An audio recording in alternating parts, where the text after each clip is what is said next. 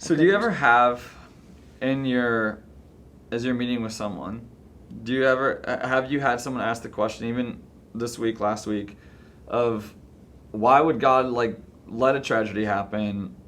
Why would God let a young person die? Do you ever get asked that? As a pastor, I get asked that. So Yeah. I know I get asked that. Do you get asked that as a therapist? I do. My short answer is we either have to decide that God is all powerful and all loving, or neither. Okay. And what I mean by that is God is all powerful, so does he have the ability to stop something? Yeah. And that's the question we ask ourselves. Why didn't he stop it? Right. So if he's all powerful enough for us to question that he didn't stop it, then we have to also acknowledge that he was all powerful to create what already was, which is that relationship that we had. Yeah. He's also all loving. So if he's all loving, why would he allow this to occur? Yeah. Right? Well, if he's all loving, then that means he's also all loving enough, right? To be able to create an environment to facilitate a place for this to have existed at once. So the way I view God, which is different from everyone else, and I'm not acting pedestal. I don't have a degree in theology. Yeah. But the way that I view God is that he creates good. He does not create bad. I don't believe God is a God who wants death. Yeah. I think he is a creator of good. So anything that's good, we get to attribute it to him. Mm-hmm. But anything that is bad, including death, and death is bad, and it is sucky. Right. Anything that is bad is occurring, and he is going to make some version of good out of that. It's not his creation. Yeah. Death is not creation. Right. But it's here for the theological reasons that we don't have time to go into that I'm happy to have. Yeah. It's here, and so what's God going to do about it? Well, guess what? He's still all loving and he's still all powerful, so he'll make something. Yeah. Yeah, God takes, I don't think, so I do have a couple degrees in theology, and my answer is I don't know either, right? But, why would God allow, because he isn't fully in control, why would he allow a young person to die?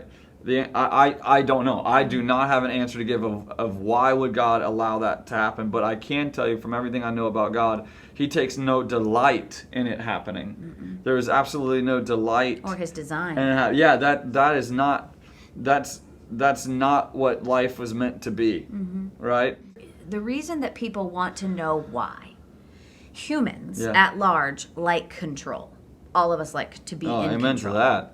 The only way to get control is knowledge. Yeah. Right? So we want understanding so that we can be in control. Yeah. It's natural in death to ask a lot of questions. Right. So back to there's no rules in grief, ask the questions. Mm-hmm. But we don't necessarily want to ask them per se with the expectation that we will be able to answer them. Right. And acknowledge that one other thing. You are already doing life without a lot of questions that you have answered. Yeah. Like birth. Not to be graphic, but why did it have to be like that? That's a weird design. Hey, as a dad, I saw it the Very first time, painful, and the second time, right? and the third but time, and I got more questions. We still do it. It doesn't make any kind of sense, and I want to know why, and I'm going to ask him when I get there. Notice she didn't let me hover on that one. She didn't trust me. It's way harder for us. Right. That one. But do you see? So if you're going to ask the question of why did this have to happen, I think you should ask the question. Yeah. Never shy away from asking questions. No. But also acknowledge we may not know the answer, and you have the ability, you have the power in and of itself to travel through something that you don't have answers to. Yeah, and it's okay to doubt. These things, Mike Tyson, if anyone knows it, Mike Tyson, the great philosopher, Mike Tyson said, you can Google Mike Tyson, okay? He said, everybody has a strategy until they get punched in the face. Mm-hmm. And when I was sitting at the funeral the other day, I was thinking that same things. As you see pictures and you relive memories and you, right? And you ask yourself, like, what's important to me, right? What is life? That is healthy. You're asking questions like, okay, do I believe what I was told growing up? Are these my own? Is this my own faith? I think that's a healthy process. And I had a student ask me, what do I do with my doubts? And similar to what you said with emotion, I said with doubt, I said, doubt. Embrace it. Do it. I remember hearing for the first time a pastor say, I have way more concern about a person who doesn't doubt than a person who does. And that freed me up. Mm-hmm. Because God is big enough that he's not rattled by my doubts. Sure. And if you don't have doubts, what does that say? That says you know it all. Yeah. And you definitely don't. Well, and then you get punched in the face. And then you get punched Life in the face. happens, right? and you don't have an answer for it. Right. And then you start to reevaluate. And it actually brings up a point in grief, and I heard this a lot when I was navigating with these kids. As people around you are trying to make sense of what this happens, they will make concreted statements. She should not have done this. She should not have done that. Right. Like they have some kind of understanding. That's making them feel better to make that. But in grief, it's healthy to ask questions. It's not really healthy to make concreted statements and answers and explanations, because truly the only person who will ever know is God. Right. Not us.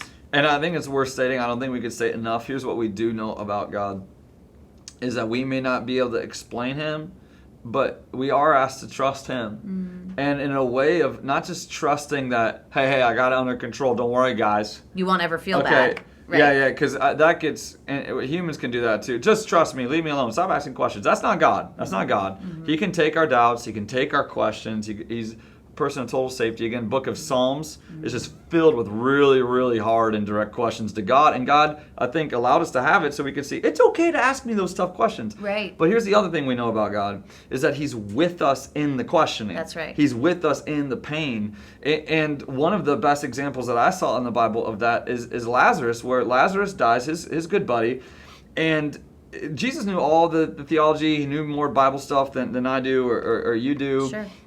And yet, he knew all those things. He knew God had a good, has he'll turn all things into good. He knew all of that. And what did the Bible say what does it say that Jesus did? He wept. Intense grief. Right? So God, being fully human, is able to empathize, to relate, to connect with our grief, with our emotion, and walk with us in it. Also, on the night before Jesus died, he went to the Garden of Gethsemane and got alone, which he was rarely alone, right? He was always with 12 bros, pretty much. Yeah. But he's alone, and in that period, he's not only crying, he's also questioning. Why me? Yeah. Why do we, are you sure? If This there's- is the if route? there's any other way, Are you sure we game. should do this, right? He Right. doubted God on the very last breath. So Right. doubt. God's like, God, I will hug you through that doubt. Right? God the Father's own Son, right, Jesus, Doubted and felt. showing us that. Also, that like it's safe. if you believe in God, you believe that He created every single part of your body, right? Including tear ducts. Huh? What's the purpose of tear ducts? Right. To release and to protect your body from bacteria. So protection and release is grief. That's a good word. All right. Well, I want to ask a couple questions, just and finally, in closing here, about a topic that's very prevalent, no matter the time. And as a youth pastor, I know this is always a conversation with teenagers, but with adults. Yeah. As a therapist, you could attest to that, right? But that is suicide. Yeah. So even as we deal with tragedy, as we grieve, sometimes suicide starts creeping up and becoming conversation because it's viewed as an option. Of course, we had a student take her life recently, right? Within the last couple of weeks, within our very own community. What happens with suicide? Like if you know someone, as many of us do now, even specifically, who committed suicide, how do you process that as a person? So that's a good question. The first thing is that let's talk a little bit more comfortably about suicide than we ever have. Suicide is scary to talk about. To be honest, it made me nervous just asking it, trying to get the right words and asking that question. I'm glad you're acknowledging that. Hypersensitive. It's hyper scary to talk about suicide, right? It's Yeah. worse than talking about money or politics, right? It's terrifying. And I think that one of the things we need to do is not normalize it, because it is not a good solution, right? However, let's calm down our emotional fear related to it, and let's talk about it a little bit more calmly, more breath, right? Second to that, let's acknowledge that. So take a breath. Yeah, no, thank you. This is me telling you. I can want me to restate the question again and breathe a little bit more. Right. Second is. Until my oxygen was running out. I can sense it. Yeah. Suicide is a tragedy. Yeah. It is not anything else other than a tragedy, like all death. Suicide is a tragedy, but it's also a mystery. And so when we're talking about longing for understanding, part of the reason suicide is so difficult to talk about is because it is something that we don't understand. And so it's hard to talk about things we don't understand, right? Yeah. So it's both a tragedy and a mystery. Also, there is a large component to suicide that is impulsivity. So especially in adolescence, if somebody is going to take their life, likely impulsivity is at play. And what do I mean by that? Action without a lot of thought, right? And the other night I was with those kids, right? And I gave them a science lesson. They were so excited about my science lesson. Briefly, the science lesson is, in adolescence, the first part of the brain that develops is the amygdala. It controls emotion, sex drive, impulsivity, all the things we see, right, in the adolescent side. This last part of the brain that finally develops is the prefrontal cortex, somewhere around 24 to 26 years of age. So you've got this big gap, right, of basically 10 years where the amygdala is present and the prefrontal cortex is not. Therefore, so none of the teenagers right now have a prefrontal cortex? Not yet. Sorry, guys. Yeah, you're not as smart as us yet. Do I do though? Oh, you probably? Okay. I hope so. We're not sure, like... Are you over the age healthy, of 25? Yes, like, exactly. It's there. So with have that confidence. With suicide, impulsivity is a huge part of that in adolescence, right? So... It usually, when a teenager commits suicide, they're experiencing heavy emotion that their bodies don't know how to regulate. They don't know where to put it. They don't know where to process it. Big feelings, right? Like a toddler tantrum in a big body, right? So if suicide is to occur... I'm just laughing because that's exactly how I look when I got dumped in high school, different times. I looked like a big baby in a feelings. 16-year-old guy's body. Right, exactly. A big body big feelings. With a big feeling, big right? Feelings. And so then you have impulsivity, which could cause to end your life. And let's talk about right now. You have more access now than you ever had in your life to understand how to commit suicide. That people are committing suicide. It's being talked about. And so there is a normalization component of it, sadly. And so your question was, and I'll come back to that, but your question is, what is it? Why? How do we make sense of it? And we just need to understand that it is a tragedy. Right. It's a mystery, and that impulsivity plays a huge role in it. Yeah. Right? Right. Also, I said this then, and I like to say it now. Committing suicide is not a good way to describe it. Instead, we want to use language like they died by suicide or they took their life. You used that language earlier. I want to tell you that that's fair and appropriate game language because committing suicide puts the emphasis on the death and how it died. Died by suicide put the emphasis on the person's life that occurred prior and that it was a sickness that usually led to that action. Does that make sense? Yeah, no, it makes perfect sense. And one of the things that a common question is, and talk about a sensitive one, is suicide like the ultimate sin? And this comes from, especially as now a church setting, right? Those watching, you're tuning into a student ministry, part of a church, right? So people ask that question. Yeah. What role... by someone committing suicide, does that mean that they're going to hell? I mean, just to quote exactly a question, right? Verbatim, we got from student, and it wasn't in a church setting either, to be fair. Right. So you want to tackle that one? I don't know the answer. Yeah. And I don't know that answer because I've not committed suicide, I've not been dead, and I've not come back to life. I don't know anybody who has committed suicide and been dead and come back to life and told me what happened. Yeah. I don't know what occurs. My best answer is that if it is your belief that occurs, then that can be a motivator for how you're going to live your life and what you're going to do in the face of tragedy. The other thing I can say is it is okay for suicide to feel differently. If you're a person who is coping with somebody you know who's committed suicide versus you're grieving the loss of somebody from a tragic death, it's okay for you to realize that those are different. I know what it's like to grow up with that belief. I did. I mean, I was raised in that kind of understanding culturally that it was the ultimate sin, and maybe that was just because people didn't want anyone to commit it, and so they just said, "Don't do it. It's the worst. You'll never, you have the worst eternal punishment because of it." Okay. In my opinion, I don't see that anywhere in the Bible. I don't see that anywhere in the Bible.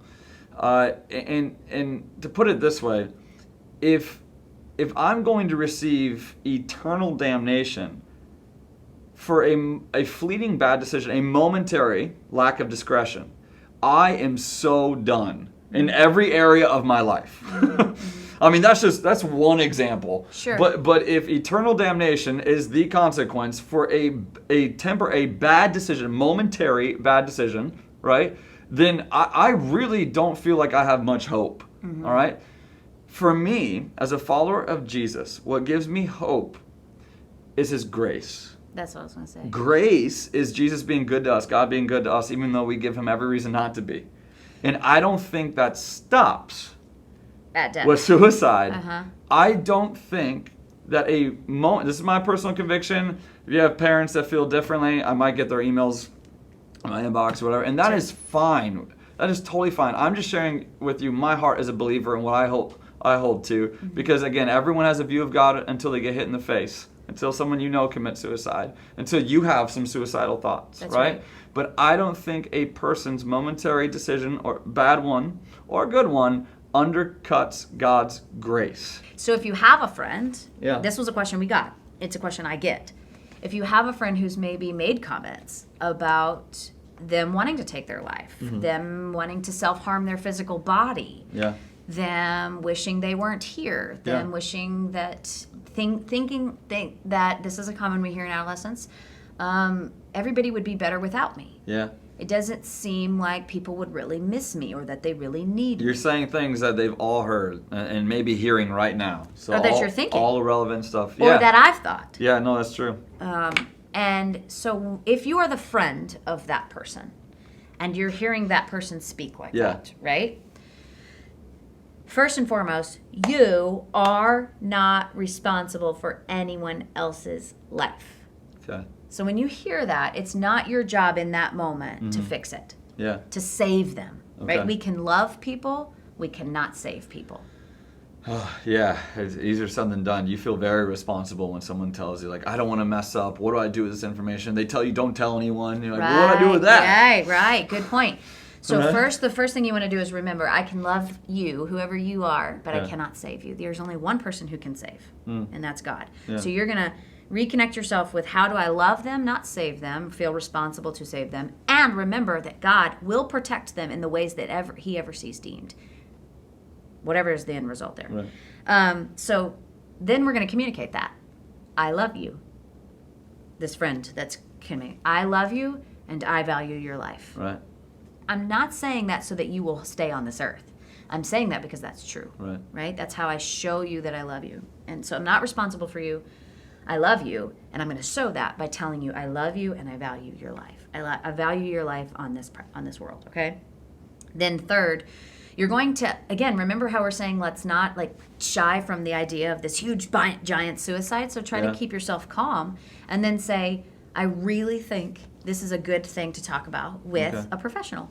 And you would maybe encourage your friend to talk to a professional. And definitely never contract that you won't tell anyone. Yeah. Not about life. So never tell somebody that you won't tell somebody if they're telling you they want to die, and just say, and the reason I'm telling somebody is because I want to keep you safe because I value your life. And then you're going to tell an adult, and you're going to encourage them to tell an adult. A trusting, safe adult. So your friend says that to you, one of those statements of pointing to suicide, pointing to disappearing. Sure. Right? And then they say, don't tell anyone. Right? Then your answer is of some version of, I can't. I get it, but you don't want me to tell anyone. Right. I won't tell everyone. I will can tell promise one you person. that. I won't tell everyone, but I will tell someone, and let's maybe think together who the best person is to tell. Yeah. Someone who can help us. Yeah. I'll go with you to tell. Yeah. Or you can come with me to tell. Or Okay. the only person that I feel comfortable talking about that I trust the most is, let's say, for example, my mom or Chad, my youth minister, or whomever. Is it okay if I tell Chad? No, it's not okay. It's not okay. Okay, well, Right. So yeah, that Okay. answers that. All right, now if they're having the thoughts themselves right now, because you could be like, yeah, my friend, and then it could be like, yeah, my friend, right? And really, we have people right now struggling. Hey, I've had suicidal thoughts in my life. That's right. I've struggled. As a young person, there's a part, I even shared it on stage in front of our whole church a couple weeks ago, a moment I had as an adult. Yes. Where I thought maybe it'd be better for everyone else if I disappeared because I was in such a moment of hurt.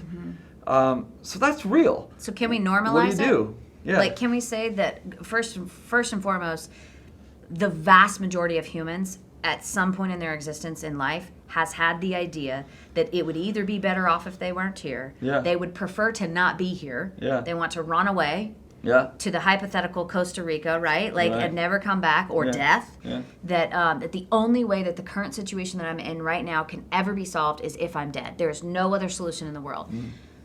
Most of us would raise our hands to having some version of a thought like that. So you're normal. Okay. You're normal, you're normal, you're normal, you're normal for having it, and don't be scared that you have it, because to have those thoughts does not also mean that you're going to die. Yeah. That you're going to attempt to kill yourself, right? Yeah. Having those thoughts is natural. So we don't want the thought itself to scare you into believing that it's something that should happen or will happen. Right. It may not, Right. right? Because many of us have had those thoughts, right? Yeah. If you are having those thoughts, though, we don't want you to be alone in them. Right. Being alone in those thoughts is suffocating. Yeah. And it can get to the place where you're getting confused. Sure. Well, I could definitely do this, and maybe that is a good idea. And right, you start to sort of chase it, and it evolves into something more serious. So if you are having those thoughts, just like we recommended you talking to somebody else, is tell somebody. Okay. If you feel legitimately like the only person in the world that you can tell is another one of your peers, that's okay, start there. Okay. However, we definitely want you to talk to somebody who is a trusted adult. Pause. That may not be your mom. That may not be your dad. Yeah. That may not be the people who you expect that you're supposed to trust, and that's okay. Yeah. Trusted adult means that when you tell them, they will take it seriously and want to help you. Okay. Get help. No, that's a good clarification. Sometimes I've had kids tell their parents, and like, "You're fine." Right. No, I am fine, but I need help. Right. The other thing is that there's a national suicide prevention hotline, and you can text it, which is even that's cool. cooler. That's helpful. So we'll put that information up too. Yeah. Okay. So we could throw that up on the screen, but I think when it comes to suicide, some of the principles there, you're not a freak No, to have you're the not. thoughts. I've had them. You said majority of human beings have had them. It's normal. Tell someone. Can I add a fourth? Yeah. Ask yourself in the moment, why, not do I, but why do I want to be alive? Okay. Ask the contrary thought. Yeah. You have a good supporting evidence as to why you want to be dead. Right? You've already made that. That's what got you here. Yeah. Why do I want to be alive? Huh. It might be my cat. I'm not kidding. Yeah. I've had many people say, my cat. Yeah. And that's great. I remember we said earlier, we don't care the reason for why you want to be alive. God wants you alive. Yeah. So why do you want to be alive? If it's because you're afraid that it'll be a sin, that's a reason. Sure. So ask yourself in that moment, why do I want to be alive? Yeah. And find something. Well, listen, anyone who's watching this, I want you to be alive with my whole heart. Agreed. And that's why we're doing this. I could have stood in front of the camera today and given a lesson out of the Bible and helped you maybe spiritually. But I know that this stuff is really practical. And I know I've needed practical help. By the way, one of the things that changed my life was actually having a therapist in college. Same. Because the Bible verses were helpful. They kept me holding on, but I did need some practical help to like really move forward Same. from it. So I hope that's what it does for you, but your life matters. Yes. You matter. Every single moment of your life, my life matters because we're not promised the next one. So we got to make the most of the one that we're in. So I hope this gives you practical helps and you are of incredible value. And if you do have any of those thoughts that are becoming more and more of a reality in your mind, then take up the information there on the screen and to reach out and to know always here at BP Youth, you have leaders that you can be real with. That's right. We're not going to judge you. We're not going to tell you that's silly or not worry about it. There's nothing more important to us than what's going on in your life right now. All right? So love you, and I hope this was helpful tonight.